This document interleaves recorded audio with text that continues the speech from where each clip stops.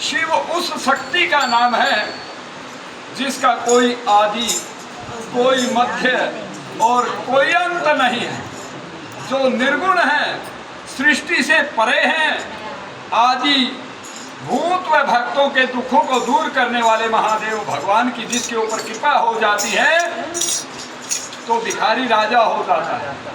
मुखम करोति वाचालम पंगुम लंघयते गिरिम।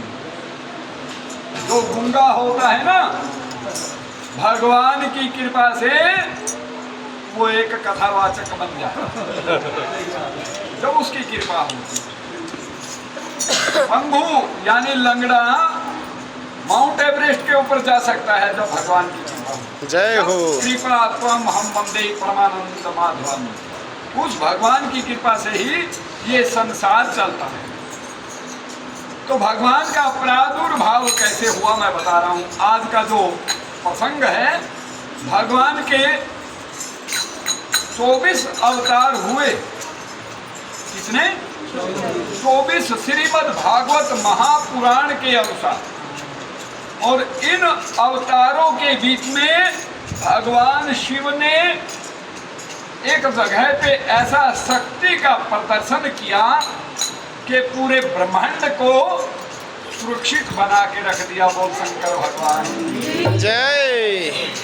तो पहले अवतार के बारे में बताता हूँ। भगवान का पहला अवतार 4 देव ऋषि सनक, सनंदन, सनातन और सनत कुमार के रूप में 4 देव ऋषियों के रूप में भगवान का पहला अवतार। इन्होंने क्या किया?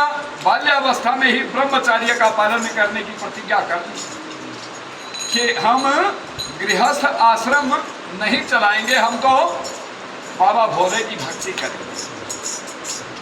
तो फिर ब्रह्मा ने सृष्टि की रचना की, पृथ्वी का निर्माण किया।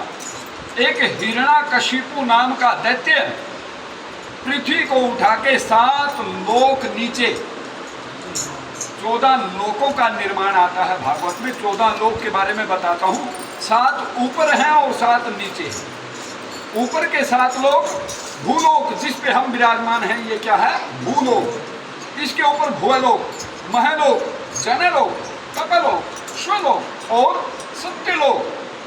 इससे भी परे हैं भगवान शिव। नीचे अतल, वितल, सुतल, महातल, तलातल, रसातल और पाताल। वो हिरण्याकशिपु नाम का राक्षस हमारी इस भूमंडल को उठा के पाताल में ले गया। तब ब्रह्मा बड़े परेशान हुए, प्रकृति का विनाश हो गया। अब ब्रह्मादि देवताओं ने भगवान की स्तुति की तो भगवान का दूसरा अवतार ब्रहा के रूप में, ब्रहा जो पाताल में गया, हिरण्याकशिपु का वध किया और पृथ्वी की स्थापना की। दूसरा अवतार ब्रहा। तीसरा अवतार भगवान का ब्रह्मा के मानस पुत्र नारद के रूप में। नारद क्योंकि जो भगवान की भक्ति करता है, भक्ति से भगवान प्रसन्न नहीं होते, लेकिन मार्ग नाम भक्ति का है। भक्ति से शरीर में ज्ञान पैदा होता है। भक्ति जब शरीर में तांडव करती है, नृत्य करती है, यौवन अवस्था को जब प्राप्त होती है तो वो गर्भ धारण कर लेती है अंदर। जहाँ मजीरा बजता है, खड़ताल बजती है, मृदंग बजता है, नगाड़ा बजता है, तो वहाँ पे आदमी झूम जाता है। तो समझो भक्ति जवान हो गई। फिर उससे एक संतान पैदा होती है, उसका नाम होता है ज्ञान। और ज्ञान धीरे धीरे धीरे धीरे हमारे ईड़ा, सुषुम्ना और पिंगला आदि नाड़ियों के द्वारा 10 इंद्रियों को प्रभावित कर देता है।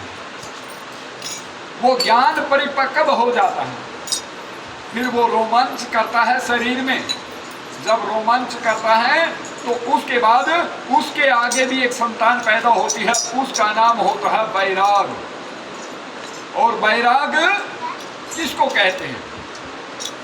बैरागी आदमी के लिए तो राजा और रंक दोनों बराबर होते हैं, सब में भगवान दिखता है। उसके लिए कोई गरीबी मायना नहीं रखती, कोई साहूकारी उसके लिए मायना नहीं।